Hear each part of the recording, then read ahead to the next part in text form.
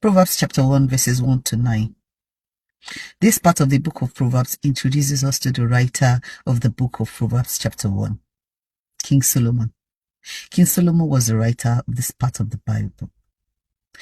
He indeed was the writer who wrote the majority parts of the book of Proverbs, meaning he wasn't the only one that wrote the book of Proverbs.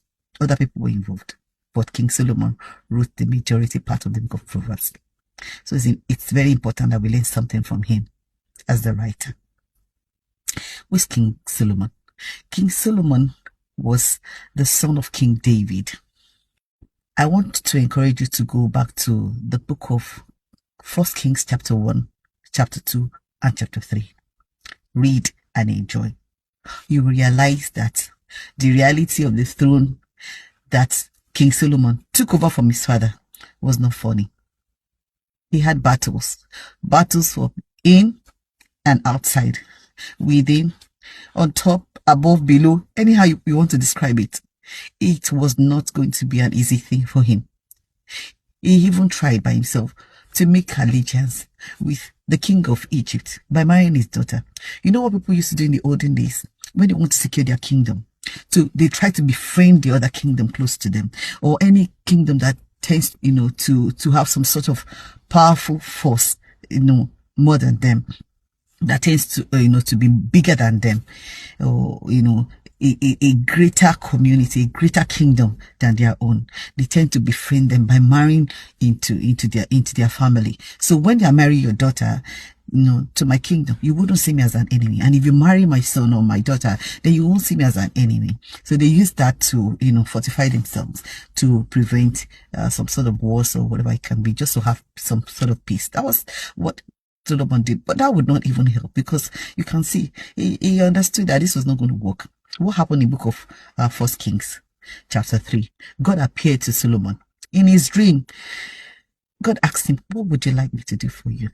To show you the state of Solomon's heart, I want to believe that this situation that Solomon found himself, that he realized that they are not even using my mother against me.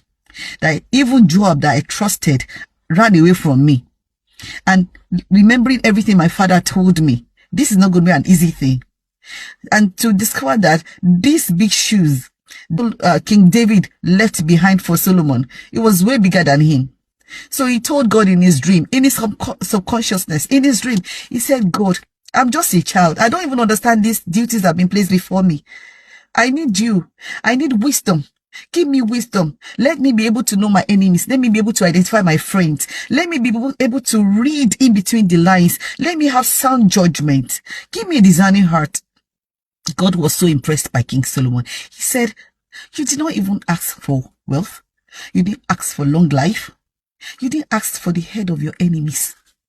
I'm going to give you wisdom, and I'm going to give you a discerning heart.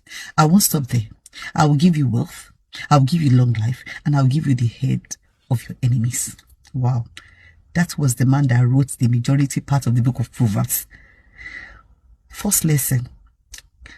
Solomon, the man who wrote the majority part of the book of Proverbs, encountered God in his dream. Your dreams are not just dreams. They are avenue for you to encounter God. Take your dreams seriously. Write them down. Think about them. Prepare before you go to bed that if I dream today, I'm going to say something to God. I'm going to encounter God. I'm going to be a warrior in my dream. I'm going to be vulnerable to the Lord in my dream. I'm going to encounter the ministry of the angels in my dream. The dream world is so beautiful. Remember Joseph. Joseph, the dreamer. Some of us are Joseph, we are like Joseph. We have so many dreams, or we joke with them. We don't take them seriously. We don't chronicle them. We don't write them down. We don't document them. We don't try to ask God. Remember, it's only God that can interpret your dream. Remember that you can experience God in your dream.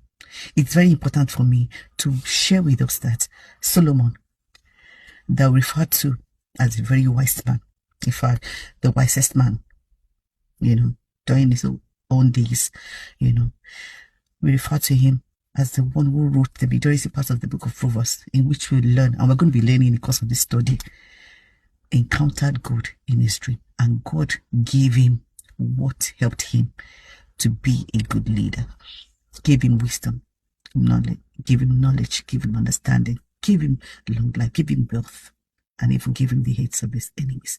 The second thing I want us to consider from this Proverbs chapter 1 verses 1 to 9 is that how often do we step into new territories, start new things? How often do we step into this new season of our lives thinking we can do it by ourselves? Do we ask God for direction? You need to understand that it is very important to take instructions from God.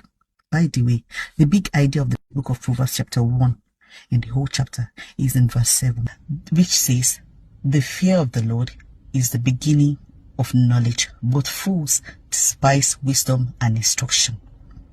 The fear of the Lord is the beginning of knowledge, but fools despise wisdom and instruction. Solomon took instruction from God, and that's what verses 1 to 9 did, to tell us about the wise sayings, about the poems, about the instructions for life. That's why that part introduces him as a writer. God can give you wisdom. Ask of him, and he will bless you with it abundantly. See you in the next video. God bless you.